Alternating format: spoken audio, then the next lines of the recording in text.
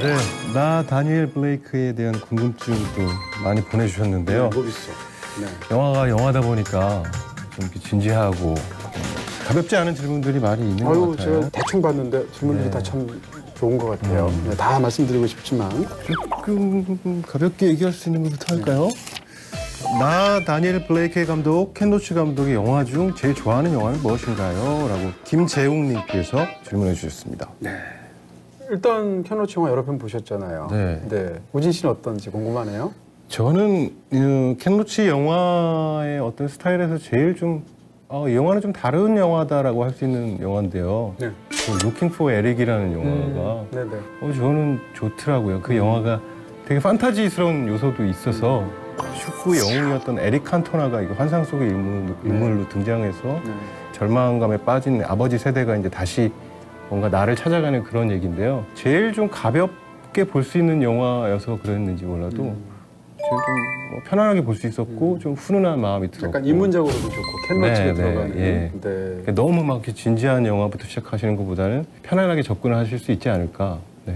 그렇습니다. 저는 하나는 레이닝 스톤이라는 작품이 있습니다. 레이닝 스톤. 90년대 그러니까 아버지가 딸의 어떤 의식을 위해서 드레스를 사주기 위해서 분투하는 얘기인데 영화 자체가 일단 재밌기도 하고 또 굉장히 감동적이기도 하고 레이닝 스톤인데 그러니까 개인이 돌덩어리가 비처럼 쏟아지는 것 같은 그런 상황인 거예요. 얼마나 힘들겠어요. 그런 부분들을 굉장히 감동적으로 묘사한 작품이라고 할 수 있고 또 하나는 좀 오래된 영화인데 원래 텔레비전 영화입니다. 캐스라는 영화가 있습니다. 캐스요? 60년대 만든 영화인데 매와 소년의 어떤 이야기인데 매요? 네, 날아다니는 매. 그래서 캐스도 굉장히 훌륭한 작품이라서 켄 로치 좋은 영화들 참 많지만 개인적으로는 그 작품을 제일 좋아합니다. 네. 자, 그럼 두 번째 또 질문을 해볼까요? 박상민 씨께서 질문해 주셨습니다. 네. 이동진 평론가님은 지금까지 깐느 영화제에서 황금 종려상을 받은 영화 중에서 수상에 대해 의아해하셨던 영화가 있으신가요? 네, 분명히 다 뭐 100% 막 다 동의이시진 않으셨을 것 같아요. 동의 안 할 때가 더 많죠. 네, 근데 뭐 수상이라는 건 항상 의외성이 있고요. 국내에서 열렸던 뭐 이런 영화제나 이런 데서 심사위원으로 참석해 보면 사실 굉장히 이상한 순간들이 많아요. 어떤 이상한 순간이요? 자세히 말씀드릴 수는 없지만 자세히 말해주세요. 심사라는 것 자체가 굉장히 역동적입니다. 예를 들어서 8명의 심사위원이 있다고 쳐보세요. 다 나라의 배경도 다르고. 근데 그 중에 한 명이 어떤 영화를 상을 주겠다고 기를 쓰면서 말도 안 되는 얘기를 너무 세게 말하는 사람이 있다고 한번 생각해보세요. 목소리 큰 사람? 네. 그러면 우리가 악성 민원이 막 난리치면 어느 정도 달래서 뭘 하잖아요.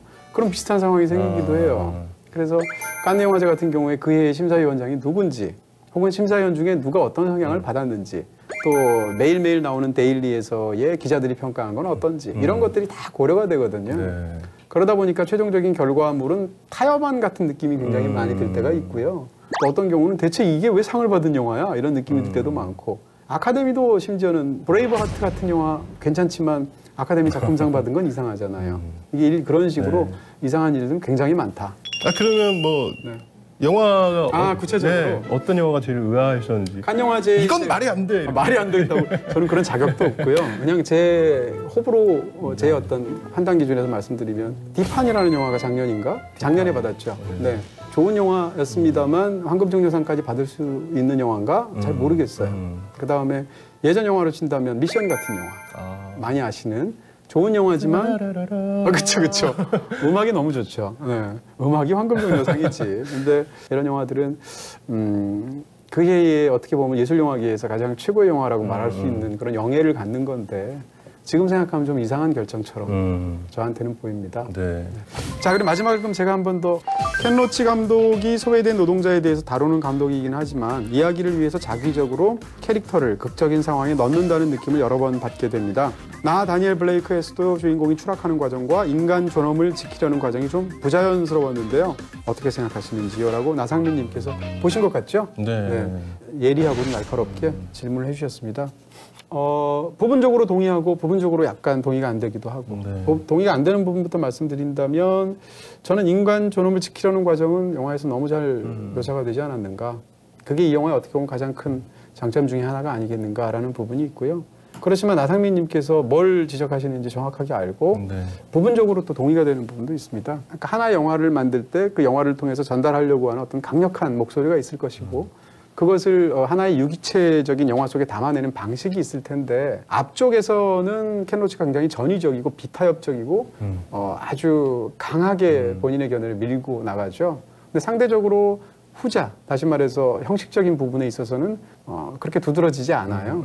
그런 측면들 사이에서 어떤 괴리가 있지 않을까라는 부분이 있고 그 노동자 계층이 처한 상황을 영화 속에서 보여주는 장면들의 어떤 직접적인 부분이라든지 이런 것들이 개인적으로 약간 걸리기도 합니다. 근데 그럼에도 불구하고 이 영화가 갖고 있는 감동적이라는 건 기본적으로 직설적이고 비타협적이고 그러면서도 강하게 위험을 지키는 언어가 갖고 있는 힘이기 때문에 이런 약간 걸리는 부분에도 불구하고 영화 참 좋은 영화다 이렇게 말씀을 드릴 수 있지 않을까 싶어요.